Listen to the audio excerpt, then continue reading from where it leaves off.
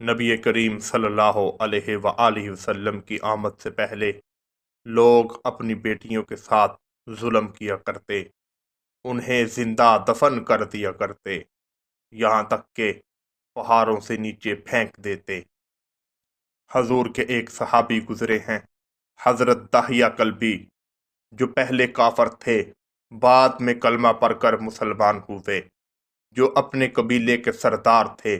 انہوں نے 70 بچیوں کو زندہ دفن کیا۔ اس واقعہ کی حقیقت کیا ہے؟ اس واقعہ کو سن کر آپ کے دل تڑپ جائیں گے۔ امام غزالی رحمۃ اللہ تعالی علیہ فرماتے ہیں کہ حضور کی آمد سے پہلے لوگ اپنی بیٹیوں کو زندہ دفن کر دیا کرتے۔ کچھ لوگ گرا نکال کر ان کو زندہ دفنا دیتے اور کچھ لوگ ان کو پہاڑیوں سے نیچے پھینک دیتے۔ اس وقت یہ رواج بن چکا تھا کہ جس کے ہاں بیٹی پیدا ہوتی وہ اس کو اسی وقت زندہ درگور کر دیتا یا اس کا گلا کاٹ کر اس کو قتل کر دیتا۔ ایک صحابی گزرے ہیں، حضرت دحیہ کلبی رضی اللہ تعالی عنہ۔ وہ ایک دن مسجد نبوی میں تشریف لا رہے تھے اور ان کی نظریں زمین پر تھیں کہ کہیں کوئی کیڑی میرے پاؤں کے نیچے آ کر مر نہ جائے۔ اللہ کے پیارے نبی حضرت محمد صلی اللہ علیہ وآلہ وسلم نے جب یہ منظر دیکھا، آپ نے فرمایا، دحیہ، وہ واقعہ تو ذرا سناؤ جو تو نے اپنی بیٹی کو زندہ دفن کیا تھا۔ حضرت دحیہ کلبی نے اپنا واقعہ سنانا شروع کیا۔ یا رسول اللہ، میری بیوی اس وقت حاملہ تھی، میں نے تجارت سے کہیں باہر جانا تھا۔ میں نے جانے سے پہلے اپنی بیوی کو کہا، اگر بیٹا ہو تو اس کی پرورش کرنا، اگر بیٹی ہو تو اس کو زندہ دفن کر دینا۔ یا رسول اللہ، میں تجارت کے غرض سے باہر چلا گیا اور 5 سال تک تجارت کرتا رہا۔ 5 سال کے عرصے کے بعد جب میں گھر واپس لوٹا تو عجیب و غریب منظر میری آنکھوں کے سامنے تھا۔ میں نے دیکھا کہ ایک خوبصورت اور حسین و جمیل لڑکی میرے گھر کے آنگن میں کھیل رہی تھی۔ میں نے اپنی بیوی سے پوچھا، یہ کس کی بیٹی ہے؟ وہ مجھے کہنے لگی کہ 5 سال کے عرصے کے بعد ابھی گھر واپس لوٹے ہو، بیٹھو پانی پیو، بعد میں تجھے ساری بات بتاتی ہوں۔ یا رسول اللہ، میں نے اس چھوٹی سی بچی سے پوچھا کہ تم کون ہو؟ وہ کہنے لگی کہ میں اس گھر کی مالک ہوں۔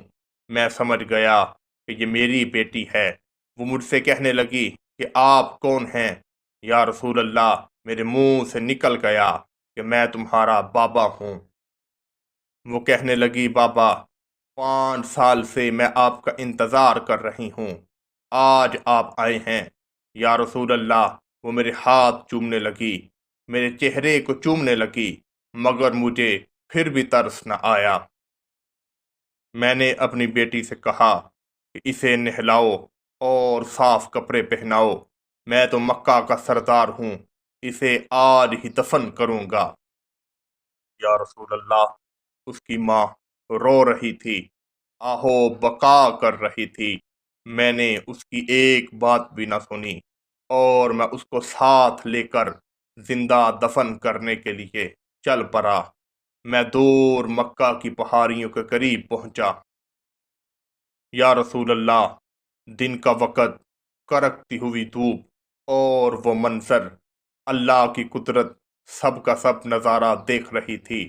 اس وقت آپ تشریف نہ لائے تھے، آپ کی رحمت نہ برسی تھی، دنیا میں انصاف موجود نہ تھا۔ میری بیٹی مجھے راستے میں پوچھ رہی تھی کہ بابا، ہم نانی کے گھر جا رہے ہیں۔ میں نے اسے کوئی جواب نہ دیا۔ یا رسول اللہ، میں گرا نکالتا رہا اور یہاں تک کہ اس کی قبر نکال دی اور میں نے اپنی بیٹی کو اٹھا کر اس میں پھینک دیا۔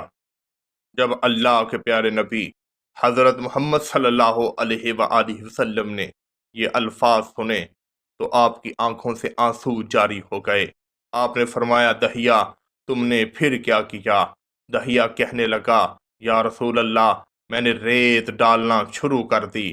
میری بیٹی کہہ رہی ہے، بابا مجھ سے کیا ظلم ہو گیا، 5 سال کے بعد آئے ہو اور آتے ہی تکلیفیں شروع کر دی ہیں۔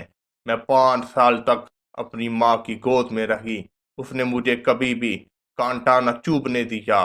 مجھ سے کون سی غلطی، کون سا گناہ سرزد ہو گیا ہے؟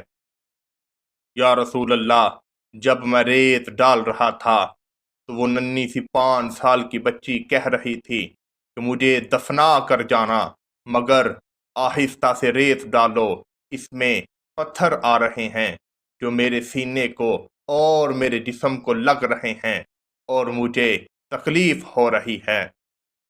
یا رسول اللہ، میں اسے دفنا کر واپس لوٹ آیا۔ اللہ کے پیارے نبی حضرت محمد صلی اللہ علیہ وآلہ وسلم نے یہ واقعہ حضرت داہیہ کلوی سے 3 بار سنا، اور یہاں تک کہ آپ کا رو رو کر برا حال ہو گیا۔ صحابہ کرام رضی اللہ تعالی عنہ بھی زور زور سے رونے لگے اور داہیہ سے کہا، اے داہیہ، اب یہ دوبارہ واقعہ میرے نبی کو نہ سنانا۔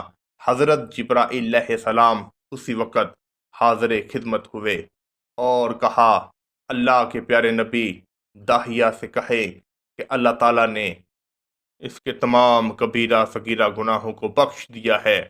اللہ تعالیٰ کے نبی نے اس وقت ارشاد فرمایا، صحابہ سنو، جس کے ہاں بیٹی پیدا ہو اور وہ اس کی پرورش کرے یہاں تک کہ وہ نکاح کو پہنچ جائے اور اس کا نکاح کر دے، اللہ تعالیٰ اس کی بخشش فرما دے گا، اور کل قیامت کے دن وہ میرے ساتھ اس طرح ہوگا جیسے یہ شہادت کی انگلیاں ہوتی ہیں۔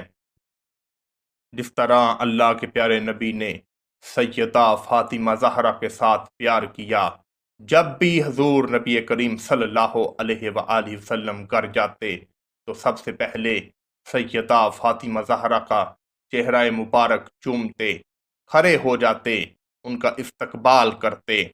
اس وقت کیا عجیب و غریب منظر ہوگا، ایک دو جہانوں کا مالک حضرت محمد صلی اللہ علیہ وآلہ وسلم، اور دوسری جانب تمام عورتوں کی سردار سیدہ فاطمہ زہرا رضی اللہ تعالی عنہا۔